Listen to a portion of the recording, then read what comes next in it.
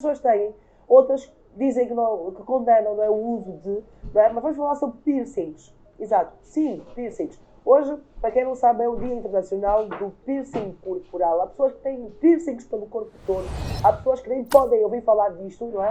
Mas hoje nós queríamos aqui trazer uma temática para falar sobre os riscos, não é? Que o piercing pode trazer à nossa saúde. Eu vou desejar um bom dia super especial aqui à doutora Selmira Sacupina, que é médica de família e vai falar-nos sobre estes riscos. Doutora, seja bem-vinda. E agradeço também a equipa pela minha presença. Muito obrigada pelo convite. Exatamente. Então, hoje, neste que é o dia, não é, internacional do piercing corporal, queremos falar sobre os riscos, não é, que podem então acarretar a nossa saúde. Sim, é verdade. O piercing faz parte da nossa cultura africana também. E como todas as culturas a nível do mundo, serve também para, não só para a beleza, mas como um ponto de resistência. Também serve para isso.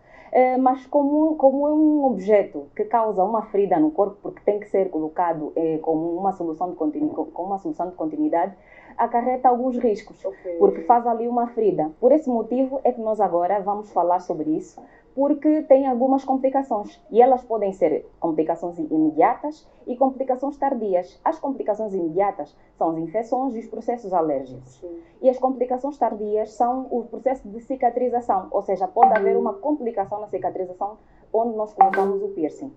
Por isso é que é bom enfatizar esse aspecto, e também chamaram aqui uma atenção ao body piercing, ou seja, o técnico que aplica, que deve ter um formulário com o objetivo de ter listado algumas informações sobre o paciente, desde os antecedentes patológicos. Imagina que esse paciente é um indivíduo que tem uma má cicatrização. Isso. E que num processo cirúrgico eventual pode fazer com que ele tenha uma má cicatrização. Então, se ele já tiver, por exemplo, uma lista onde já tem os itens todos ali bem listados, consegue fazer uma prévia avaliação médica, ou médica, como quem diz, né? Técnica, não é? Técnica, exato. Para que o paciente ou o indivíduo que for fazer o piercing não tenha uma repercussão clínica negativa. Às vezes vimos situações, às vezes, não, vou colocar um aqui, mas depois faz queloides, depois faz outras coisas. Certo. E a pessoa sequer sabia, não é? Existem essas repercussões. Pois. Então, existem zonas específicas que podem levar ou agravar esse quadro. Exato. Estamos a falar de zonas como zonas do nariz, em que existe pouca cartilagem, aliás, pouca irrigação sanguínea. Exato. E faz com que haja uma demora na cicatrização e na oxigenação desse tecido, para ter então o tecido de cicatrização todo ele completo e reparado. Outra zona que também é uma zona de risco é a zona da boca. Além de ser uma zona muito vascularizada, é uma zona com muitos micróbios, ou seja, aqueles germes do bem e do mal, que podem multiplicar-se nessa zona e fazer com que haja infecções locais, não é? E infecções sistêmicas. Há pessoas que fazem, pronto, têm piercing na língua, no lábio, enfim, mas, por exemplo, a língua não é por si só, não é? Dá-me assim, ui, isso, não é? Isso. É porque nós temos, é preciso saber como é que está feita, como é que é a composição da nossa língua, não é? Porque se vai-se fazer uma perfuração, não é? O receio de que realmente não seja perfurado o que, não é? Sim, então a língua é uma zona muito irrigada, muito vascularizada e tem muitos germes. A nossa boca, por natureza, é uma zona muito contaminada e pode causar infecções gravíssimas. Podem ser locais, não é? Propriamente na zona da boca, e que podem ascender para o cérebro, causando meningite ou um abscesso. Manifestações cardíacas, como a endocardite infecciosa, que podem ter repercussões à saúde muito negativas. E com isso, o paciente pode até ser internado numa unidade de cuidados intensivos, caso ele não cumpra todos aqueles requisitos e pressupostos que o técnico do body piercing faça.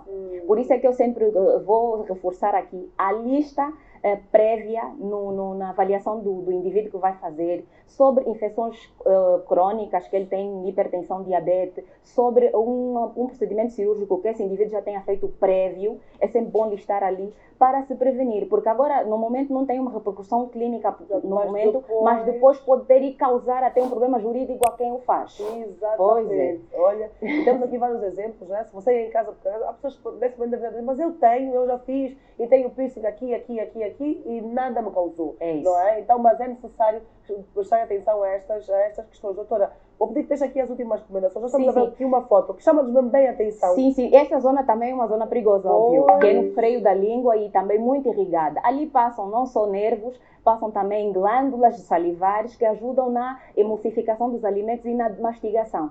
Outra questão que eu preciso salientar aqui, existem também como prevenção o uso de alimentos que melhoram a regeneração desses tecidos. Estamos a falar de Tais alimentos cítricos, como laranja, limão, que têm o seu componente anti-inflamatórios e antioxidantes que regeneram os tecidos.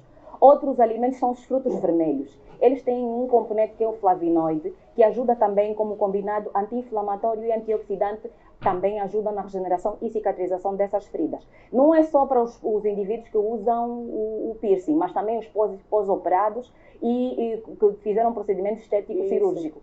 Também vai ajudar. Outro alimento é o ômega 3, que é rico em substâncias anti-inflamatórias. O uso de vitaminas naturais acabam também ajudando. Agora, quais são os alimentos que você não deve consumir para não piorar o quadro de inflamação? Estamos a falar do camarão, dos mariscos por si só. Eles têm uma substância que chama-se a quitazona. A quitazona é um potente anti-inflamatório. Imagina que eu já tenho processo alérgico e consumo esse alimento. Vou piorar o quadro inflamatório, agravando o processo de cicatrização. Outro alimento que não devemos consumir mesmo são os enlatados. São ricos em sódio e que são substâncias conservantes. Essas substâncias conservantes retêm líquido. E se eu retenho o líquido na inflamação, vou retardar o processo de cicatrização. Outro alimento que também não deve ser consumido é a carne de porco. A carne de porco... Eu acredito que você ainda não sabia de nada disso, mas...